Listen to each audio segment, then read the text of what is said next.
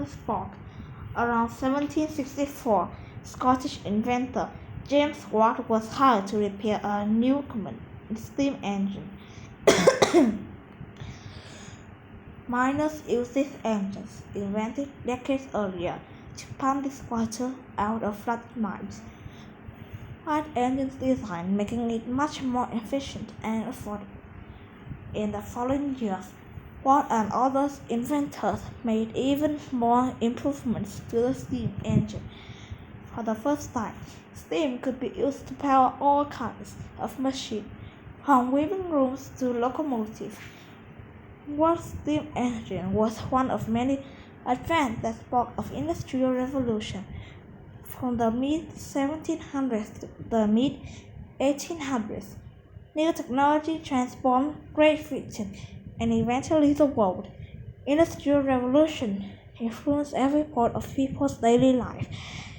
It changed how people work, where they live, how far they could travel, what they wore, and even what food they ate. The rules of revolution. The most development of new technology was one of the most important causes of the Industrial Revolution. But where are the others? The East Asia Company, a trading company formed in England in 1600, was one of them. With a large private party, the East India Company imported cotton products from India. The products were cheap because Indian borders won't pay much for their work. Cotton goods became extremely popular in Britain. In the mid-1700s, the East India Company took control of territories in Britain. Britain now had direct access to India's supplies of raw cotton. Britain began to import cheap cotton from India in order to produce goods even more cheaply at home. By the late 1700s, British control of overseas territories had expanded to include colonies in the West Indies, North and South America, and Canada. This territory provided raw materials, including wool, silk, and lumber. Britain also had large supplies of natural resources important to industrialization, such as coal and iron. Britain's population had grown as farmers found new ways to produce more food. At the same time, wealthy lords bought a large amount of public land, one worked by small farmers. People who could no longer grow their food and had to move to cities to find work.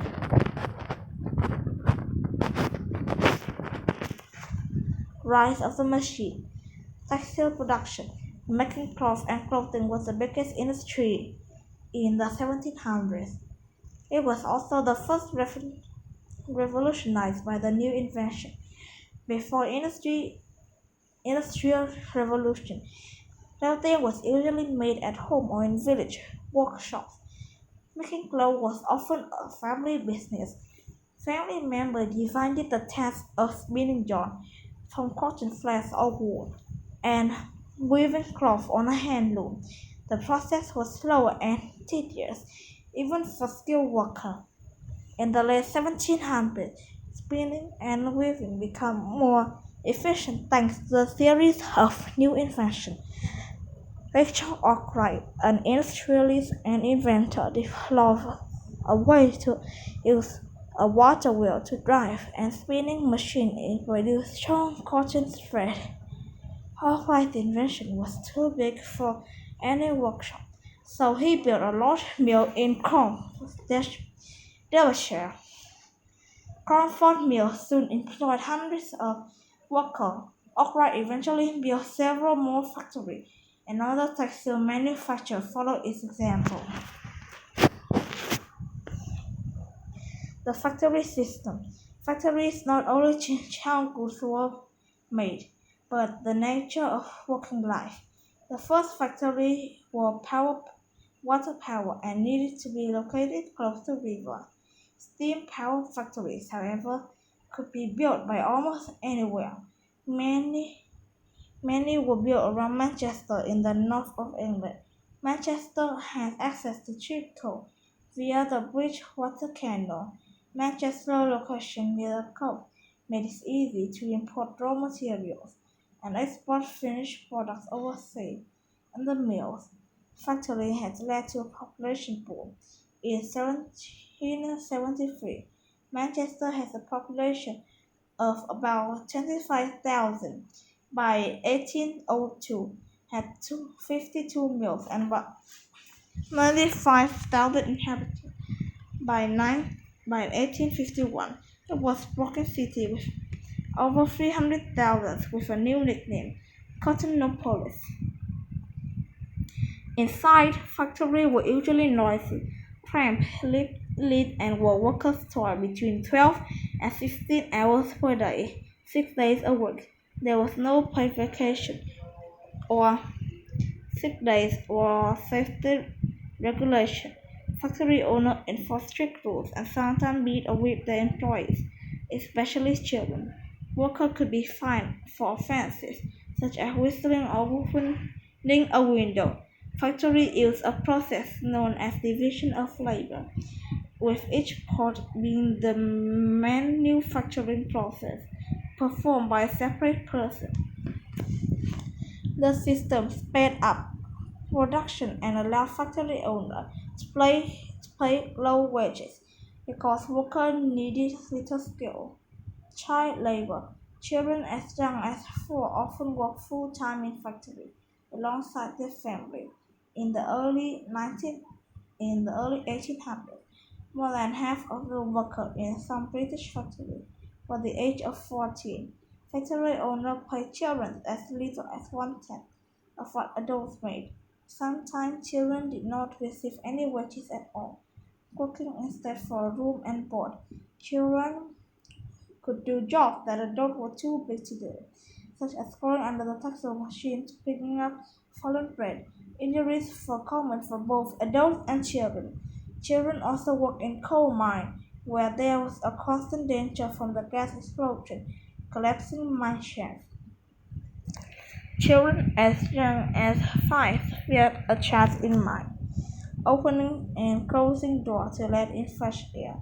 Older children and women pushed the poor heavy tub of coal through the dark, narrow tunnel. The British Parliament was forced to react to public outrage at this terrible working condition. It passed a series of laws reducing the number of hours the children could work and raised the minimum working age. However, these laws were difficult to enforce for many children. Working in factories and mines was the only way they could earn money for food and housing. Education. Before the 1800s, school was not free in Britain. Wealthy children were educated at home by the governesses and tutors. Poor children could attend Sunday school organized by churches or pay to go to small, informal private schools held in teachers' homes. In 1833, Factory Act ruled that the children working in factories should receive 2 hours of education per day. Charity set up a free school known as Red School in working class areas. New printing and paper making techniques made books and newspapers more available, affordable, and literacy increased. Innovation leads to innovation. Advances in one area lead to advances in others. For example, the ability of cheap coal led to faster methods of production cast iron. As iron became more affordable, it was used to make even more powerful tools and machines. Businesses need better means of transportation. They built they build canals and improve roads to carry heavy raw material and import and export finished goods. Engineers developed steam locomotives to haul coal. In 1825, British engineer George Stephenson and his son Robert built a railway line 25 miles long between Stoke and Darlington, and it was the first railway to include a passenger car. Locomotive travel was one of the most exciting developments of the terrified. Few critics believe that the human body might melt at high speed. The industrial benefits from the new development in chemical production. Scientists develop ways to mass produce chemicals such as sulfuric and sodium carbonate, while what textile industry used to sulfuric acid to bleach and dye fabric. It was also used to remove dust from iron to make a fertilizer. Soda ash was needed to make glass, soap, and paper. Portland, Portland cement developed in 1824. It was an important advance in the building, construction, and transportation. Portland cement was used to build the Thames Tunnel, the world's first underwater tunnel, which opened in 1843. Beyond Great Britain, the Industrial Revolution gradually spread, first to mainland Europe and then to North America. The British were understandably reluctant to share their inventions, wealth, and power. Although exporting machine and techniques was forbidden, there was too much money to be made from the new technology secret for long. English William Cockerell, an expert ironmaker, brought new technology to Belgium. His son opened an ironworks there. From Belgium, the new method spread to France, Germany, and the rest of Europe. Samuel later studied the design of the textile machine before he moved from Britain to the United States, where he built these machines for memory. This earned him the nickname Slater the Trader. In 1793, he built a spinning mill in the Rhode Island and helped launch the American Industrial Revolution. Legacy. Many historians agree that the most people overall standard of living improved during the Industrial Revolution. Wait me a minute. Yeah. Uh, Overall standard, the industry average income increased, and for the first time, people could choose from a selection of affordable, mass-produced clothing, household items, and other goods. There were many negative effects though. Fossil fuel and chemical fuels in manufacturing polluted the air and water.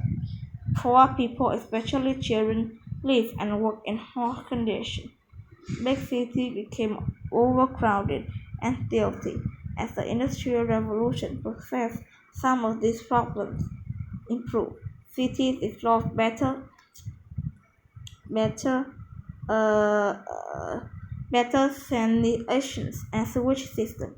Government passed laws to join workers together to form unions in their fight for fair treatment, eventually extended to other groups, including women. Ultimately, the Industrial Revolution laid the groundwork for the modern society as we know it, offered the convenience from our phone to call that we rely on today.